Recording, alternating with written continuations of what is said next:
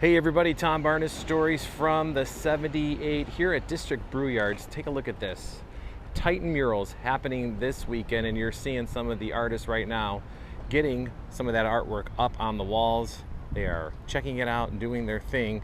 I'm going to talk to Mateo, one of the founding members of this fun event that's happening right here on this campus, right down the street, like River West neighborhood. The whole thing happening this weekend where you get to check this out. There'll be music. It's kid friendly. You get to check out District Brew Yards, the whole thing. It's going to be a good time. I'm going to talk to Mateo now for this story from the 78.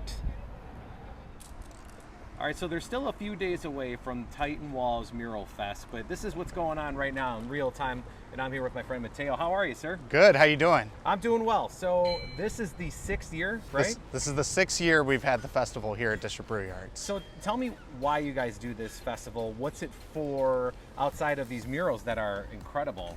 Yeah, so the main reason that we do the festival is really to celebrate, art and culture here in the city of Chicago. We like to bring in local talent in from the city, as well as talent from outside of the city to kind of mix into this like melting pot of just amazing art. Yeah, and murals are kind of the medium that we love and we specialize in. So we've been doing this for 6 years and adding artwork to the city of Chicago. So is it artwork just here right now, or is it all over? How does that whole thing work? Yeah. Or do you guys redo this wall every year? Yeah, so there's a couple walls that we redo every year. The one that you're looking at right now is one that we've redone. This is the first wall we ever painted in 2019. Wow. So we keep kind of cycling through this wall as just one of the areas of focus. We do some murals around the city. This year we've kind of centralized a little bit and focused in kind of the square block radius of, District Brew Yards. One of our other partners is Altitude Trampoline Park. Okay. And they have, they'll be having 3-4 murals being added this year to their building as well. So let me just flip around here, because Yeah. that is Altitude right over there. Correct. So that's one of the murals, and I can see somebody working on it right now. I'm going to kind of walk over here just because, why not? So that's a big one. Yeah. So who picks the themes of these different murals? Yeah, so there really isn't necessarily a theme. The big area of focus is just giving creative freedom to artists. A lot of these artists have specific projects where clients kind of dictate the creative, and this is the one chance that they have to just do art for art's sake and create what they're interested in. Which is like giving the kids keys to a candy store, right? Essentially, yeah. Let an artist be an artist, right? Yeah, and I think it's always good to give them that creative freedom so they push the boundaries of what we see as passerbys throughout the day.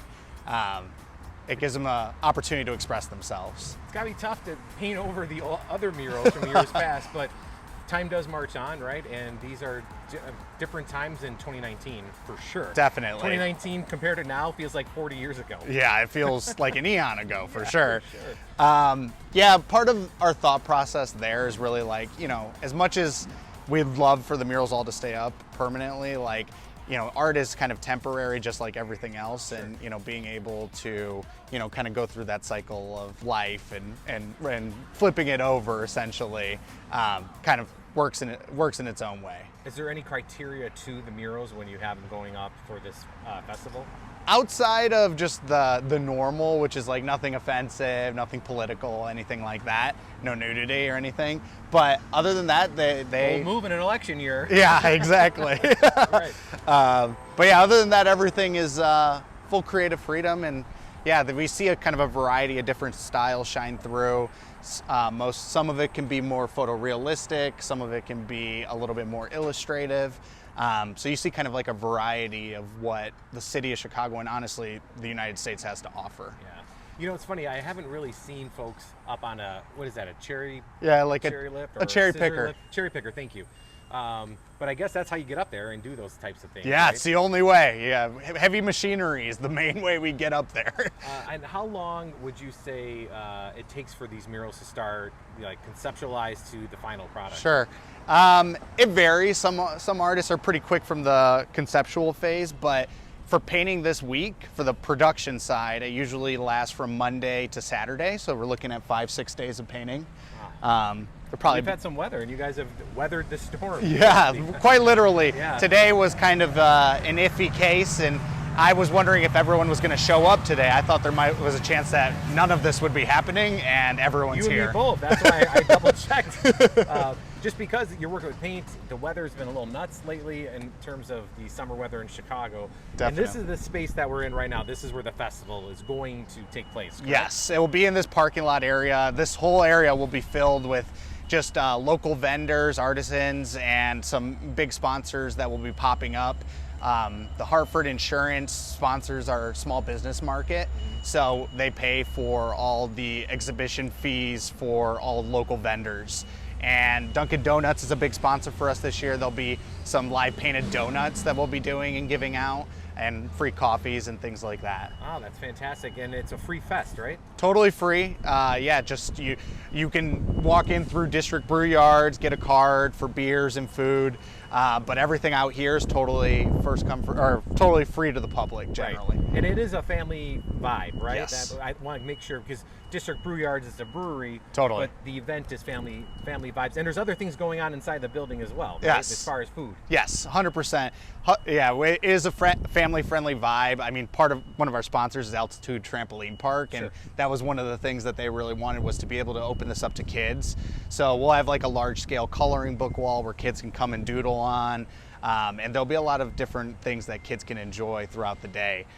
So yeah, definitely not limited to just beer drinkers. Right. Not that there's anything wrong with that. No, nothing wrong with that for sure.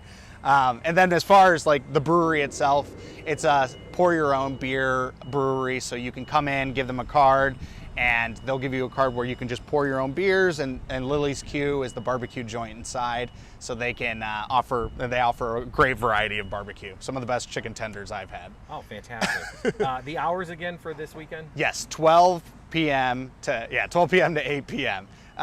Most of it will be through 12 to 6, but there'll be a variety of things happening throughout the entire day. Awesome, and that is Saturday. Saturday, August 10th. Mateo, thank you so much for joining and talking and taking time. I know you're busy, Yeah. so I'll let you get back to it, but thank you. I appreciate it. Thanks, Tom. Appreciate it. All right, that is the story from the 78 here at District Brew Yards. Tom Barnes, Chicago at gmail.com. If you have a story from the 78 suggestion, or have it over the website, storiesfromthe78.com. We'll see you guys later. Thanks for watching.